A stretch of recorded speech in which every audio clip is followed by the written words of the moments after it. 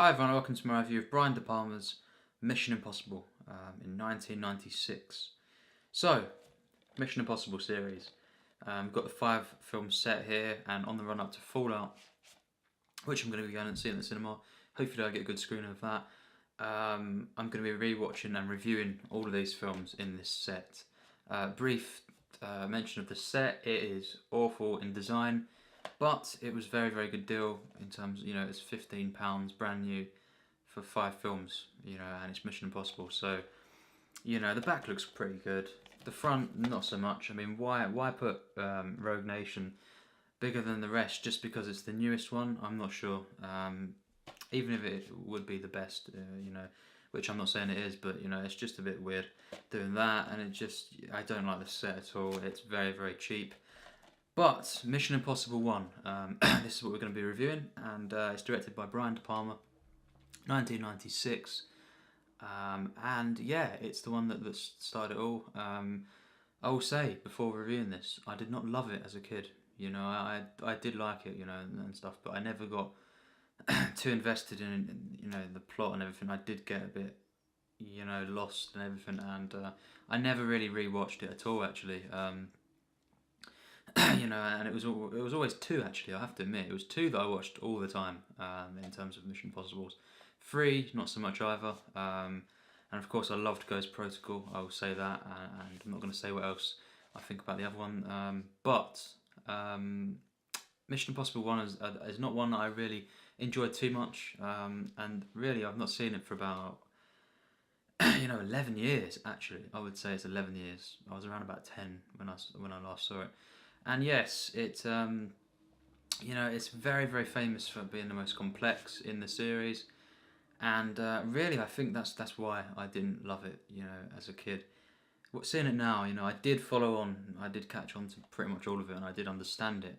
Although it required a lot in that sense, but it is very, very complex, and usually I do not like. No, it's not that I do not like, but I take films with character focused more than plot focused. This one does have a balance of both, but the plot is very, very involving, very, very complex. I wouldn't say convoluted, because it was actually, if you really do pay attention and everything, it is, the pieces are there and they're not,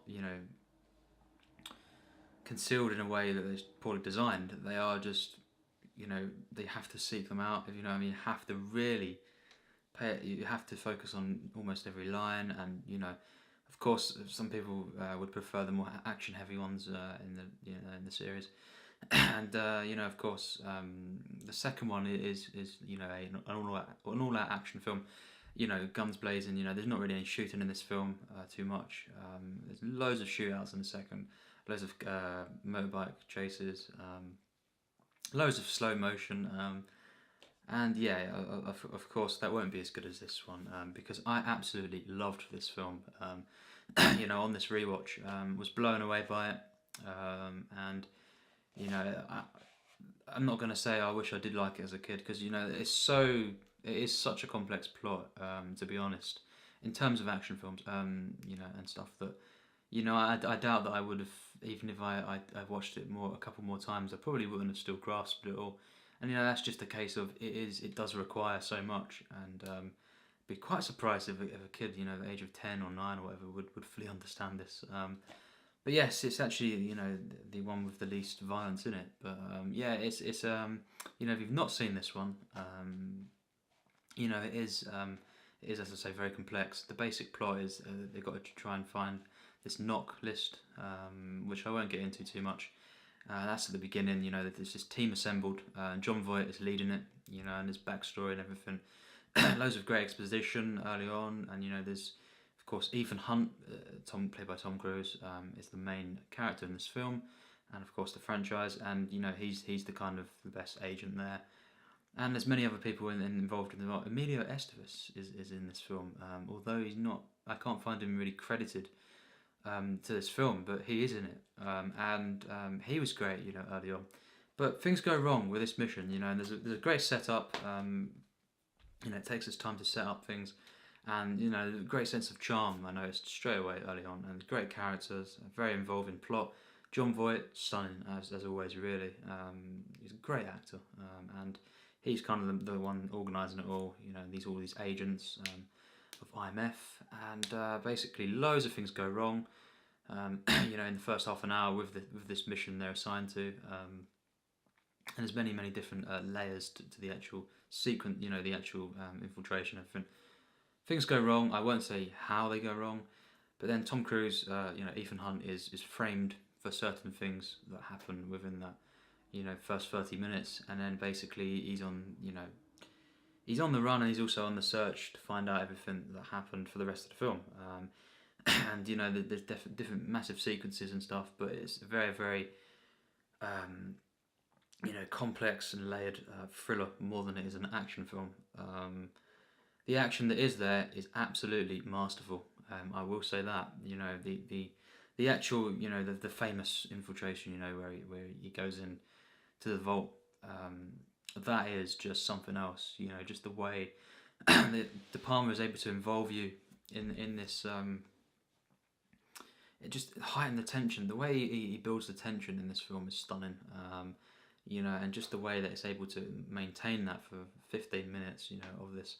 It's so unbelievably tense, this sequence, and it's just, it's got comedy in there as well, kind of ironic moments, and it's just so many different layers, and it's done visually told masterfully, just stunning visual storytelling. What I will say about this film is very, very complex, and I understand, and I understand if people will be put off a bit by the actual plot and the way that it overtakes things and kind of would confuse people. I wouldn't say that. I would say that it is masterful storytelling, but it is a lot more challenging. I wouldn't con it. I would not con this film for the actual complexity of the plot, because it's not a one that is poorly designed. It's just very, very. It demands you to take part in it a lot more than most thrillers actually that I've seen. But what is there is geniusly designed. The script is wonderful. It's just genius, really, genius writing and everything like that. And it's just the way it's designed. This whole story is just really remarkable. All the beats and all the twists as well. They're so well executed. Twists and turns. One or two moments stumped me actually, though. With some of the reveals in the second half, because it was like, oh, is he feeling? Is he? I can't really get into it, but there's moments where you think, is Tom Cruise actually aware of certain things? And it's not fully clear, instantly. You have to really think, but I can't con it for that, because it's just a heavy film in terms of that. But the characters in the film are great. I think Jon Voight is just amazing in this film. One of the best characters. Ving Rhames as well. Who plays Luther, is really my favourite. Side character of the whole franchise, really. Simon Pegg's character in the later films is great as well, but Luther is really my favourite side character, and he's in all of them. And in this film, he comes around about 50 minutes in, and it's just an epic entrance. I love this character. I love the camaraderie between him and Ethan Hunt. Their friendship is one of the things that drives the film actually as well, and the banter they have. He's just a great character. Very enjoyable. And all the other side characters really as well, and the character of Claire in the film, she's great as well. Not perfect, but most of the characters are pretty much flawless. She could have been even better, and that would have meant more in a certain moment. But really, I can't flaw that. She was still really, really good. It's just probably one of the weaker characters of the film.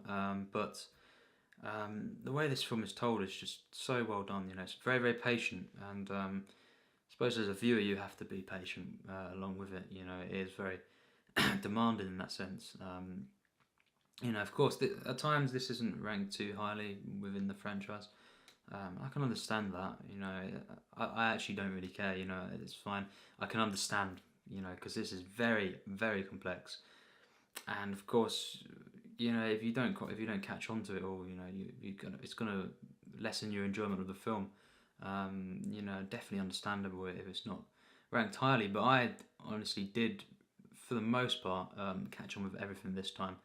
I was fully invested in everything that happened, and I did pay so much attention to the film, and I got pretty much all of it. There was 1 or 2 moments, as I've said, where I did get a bit stumped, but then I soon caught on.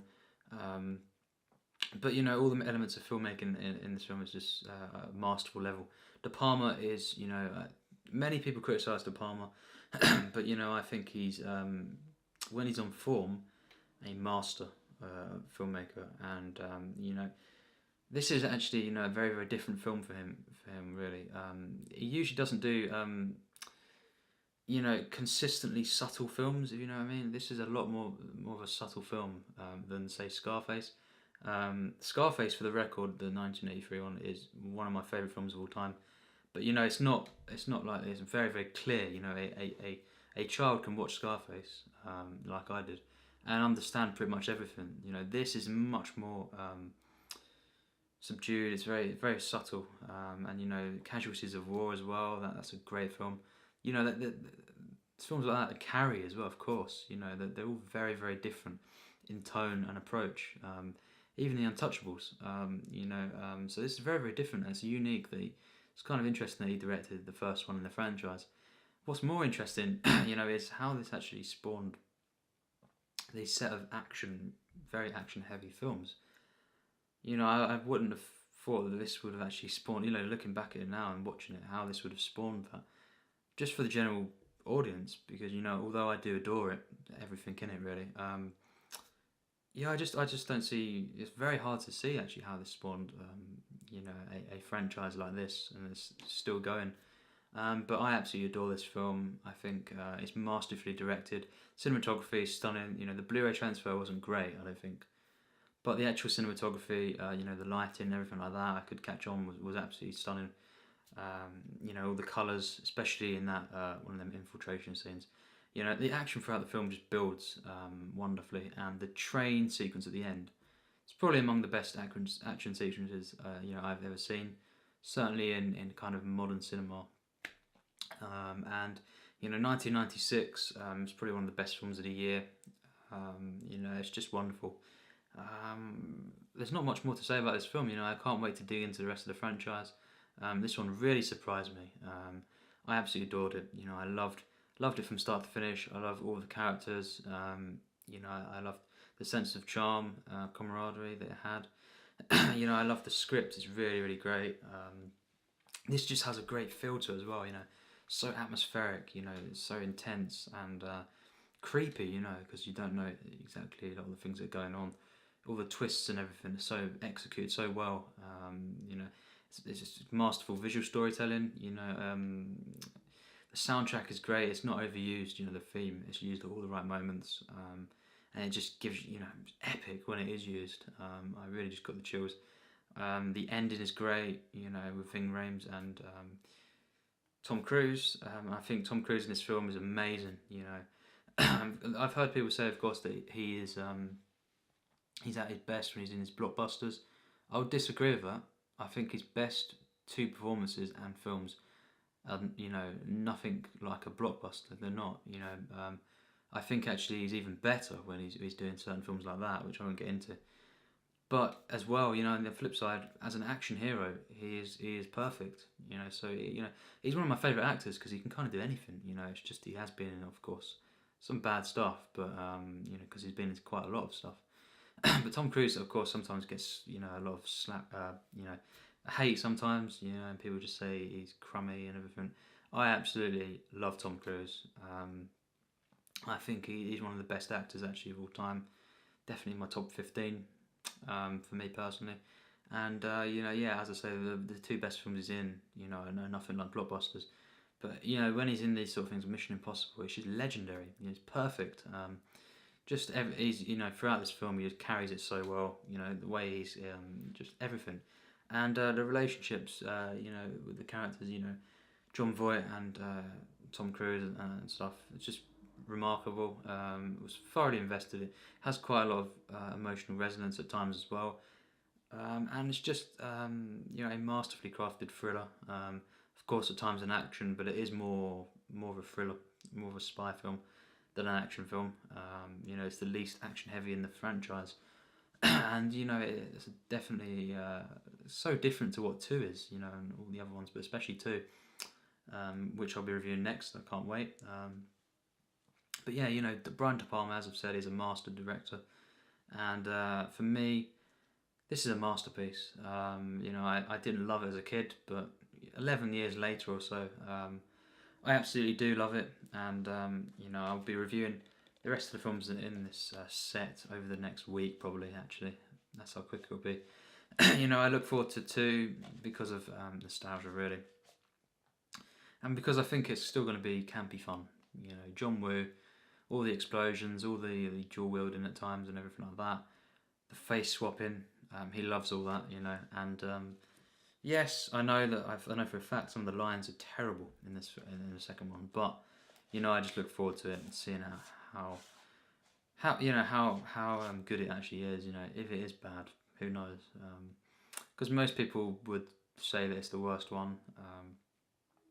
But yeah, I really look forward to all the other films in the franchise, of course, and especially when I see Fallout. You know, I can't wait for that. So overall, I think I'd have to give this film 100%. You know, I do think it's a full mark film. You know, just the way this film is designed, I think it's just a perfect thriller, and just everything. Not just the way that the plot is designed, but everything, all the set pieces, the way they're paced in with the film. You know, just all the reveals as well, always at the right moments. The action kind of just gets better and better, you could say, and it's just got great characters as well as the plot. You know, it's not just a plot driven film, which I usually don't go for too much. You know, I obviously there's some films I love, but generally I do prefer character driven films. You know, this doesn't get into my plus tiers, but I do think it's almost flawless, really. You know, it is a masterpiece from me, and I just absolutely loved it. It was epic, and it was just thrilling from start to finish. Thoroughly tense, and De Palma, another masterpiece from De Palma. I love this director. You know, he's great. Not as great now, but he's made some masterpieces for sure. And yeah, Mission Impossible is one of them. I actually now think, you know, this is going to be one of my favourites in this franchise, and you know, it's not for everyone. And you know, it's not going to be everyone's favourite or one of their favourites. You know, I can understand how people would be put off by this a bit because of that plot. It really is complex, and you know, if you don't get involved in any of the plot, you know, because it's so heavy on it, you know, you'll probably not enjoy it as much. But I highly recommend it if you've not seen it. And you know, if you have, tell me your thoughts in the comments, because it's very, very interesting to see how people react to this one. It's not too critically acclaimed, and you know, it did well at the box office, of course.